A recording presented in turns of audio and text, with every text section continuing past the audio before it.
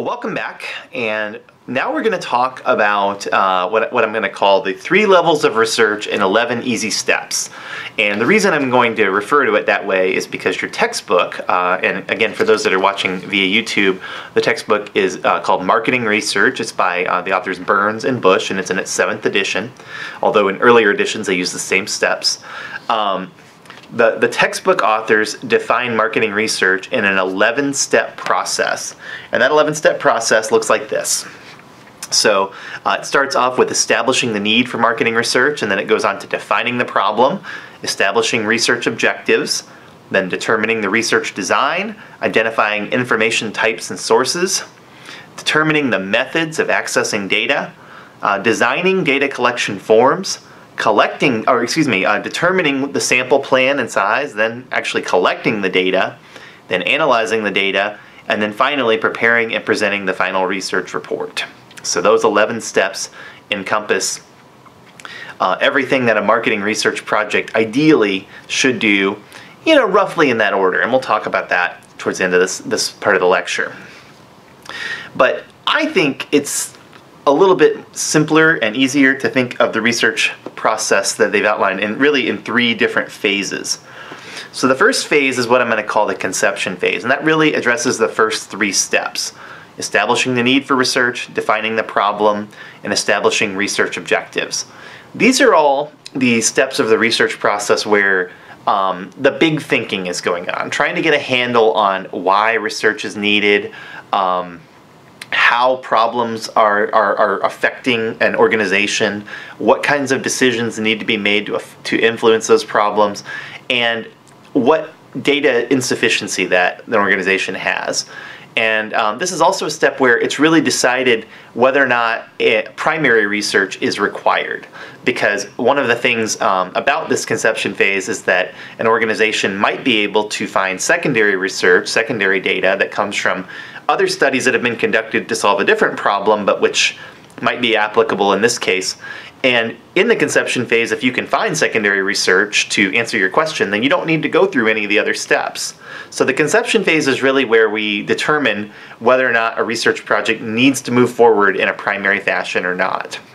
And if it does, we have a rough idea of the information that we need to gather, and then we're much better off for the next phase, which is what I call the design phase. And the design phase, there we go. The design phase is about gathering or figuring out how you're going to gather information. So we start off with figuring out what the research design is going to be. Is it going to be exploratory in nature, which is, we're going to learn about that topic in our next series of lectures. Is it going to be descriptive, or is it going to be causal? Those are the 3 categories of research that are commonly conducted. We might also decide, do we want it to have more of a quantitative or a qualitative style to it, in terms of the amount of depth and detail and use for the data. Then we can start identifying the types of information and the sources that we're going to draw that information from. And we can determine the methods that we're going to use to access the data. So are we going to use focus groups? Are we going to use surveys? Are we going to use individual in-depth interviews? Are we going to use ethnographic research? Are we going to use online surveys that are done with people on Facebook? Are we going to use telephone surveys that are done with random digit dial? We can start thinking about those ideas. Then we can design our data collection forms, our focus group guide, or our survey instrument that we're going to use, or our interview guide, or the things that we're going to observe in a research situation. And then we can start thinking about who we're going to include. What population are we going to be looking at? Are we looking just at general consumers, anybody that is a consumer? Or are we looking at a more specific age group, or demographic group, or geographic group, or product category users, or people that have an interest in what we're talking about? We have to decide upon that. We also have to decide how we're going to sample them. And then, of course, we have to go out and actually get the data. And while that seems like a really trivial point here on the slide, collecting the data is a huge consideration. It's something you have to really think carefully about, and it's something that requires often a lot of time. Not every study requires a lot of time, but many of them do. Our third phase is the analyzing and reporting phase, and that's very simply encompassed by the 2 steps: analyze data and then report. Analysis is a very large topic, however. It's something we're going to spend a lot of time talking about in this course.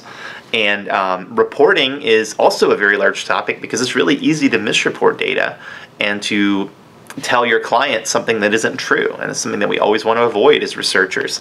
So thinking about this 11-step process and these 3 phases gives us some kind of useful ideas about the differences between where these steps start to really change in the activity that you're going to be asked to do. And in fact, in this course, when we are going through this information, the first 5 weeks of this course are really mostly about the conception phase. The second 5 weeks of this course are really mostly about the design and gather phase. And then the final 5 weeks of this course are really mostly about the analysis and reporting phase. Now, there'll be a little bit of overlap between each of those phases. But the idea is that there is a lot that needs to be covered in each of these phases, and it kind of makes sense to break it into 3 distinct chunks. And in fact, by the way the exams are structured too is that the first exam is really going to cover phase 1, the second exam is really going to cover phase 2, and the third exam is really going to cover phase 3. So for those of you that are worried about what will be on the exam, that's one way to think about it. Now, this 11-step process that your textbook authors have outlined, it's really important to remember that, first of all, there's nothing sacred about it. This is the 11-step process that was designed by your textbook authors based off the research studies that they have been involved with or that they've heard about or what their colleagues have told them goes into a research process. And it's a good list. It's not a perfect list. It's a list that encompasses most of the activities, but you could very easily break this down into a 3-step process the way that I have. You could very easily turn this into a 20-step process if you wanted to, or more. I often talk about it to my clients in a 6-step process in practice. So it just really depends on your perspective and how much detail you want to go into about each of the individual steps. There's nothing sacred about 11. 11 is just what the textbook authors chose to explain to you how the research process works. And in that, they also made a decision about the order in which things happen. And the order is not necessarily going to be what you use in every research process. For example, you might figure out your population and sampling plan long before you write your questionnaire. You might determine in the proposal phase what questions you want to ask, but not have a really good handle on the methods that you're going to use. You might, before you start writing research objectives, have a pretty good idea about the questions that you're going to ask and the people you're going to ask them to, and then have to kind of go back and revise research objectives as you develop the study further. So it's never a for sure thing that you're going to follow this process in this way. And it's also important to remember that there are times where those steps can be skipped because they either aren't relevant to the study that you're conducting, or you might at some point find some things in your background research or in looking at secondary research that give you shortcuts so you don't have to go through all of those steps. So the structure that I'm sharing with you is important because these are all things that happen in a marketing research project, but they don't always happen the same way, they don't always happen in the same order, they don't always include every step. It's a framework. It's not meant to be a rule of how things should work. Now at the same time, I will tell you, having done a lot of marketing research projects professionally, that I almost always use these 11 steps usually in a fairly similar order to how they're presented in the textbook. And really the conception, the design gather, and then the analyze and report phases are good ways to explain what I do, the distinct steps in what I'm doing in a process. So it's not a bad framework, it's not a perfect framework, it's not even necessarily an entirely realistic framework, but it's a framework. It's going to help us to understand how a marketing research project works. And one more thing that I want you to really understand as we're talking about this is that the first few steps are the steps that often require the most time and thought. That is establishing the need for research, designing the research or defining the research problem, and then determining the research objectives. Those can take a lot of time to figure out. Many of the steps that come after that can be decided within a few minutes if you are an experienced researcher. You often don't need to spend a lot of time developing a sample plan or anything like that if you know where you're going to go and look for data. So some steps require a lot of time, some steps don't require so much time at all.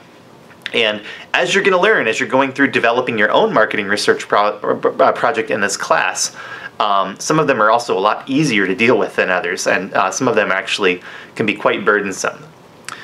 So with that said, we'll move on to the next lecture where we're going to talk about establishing the need for marketing research.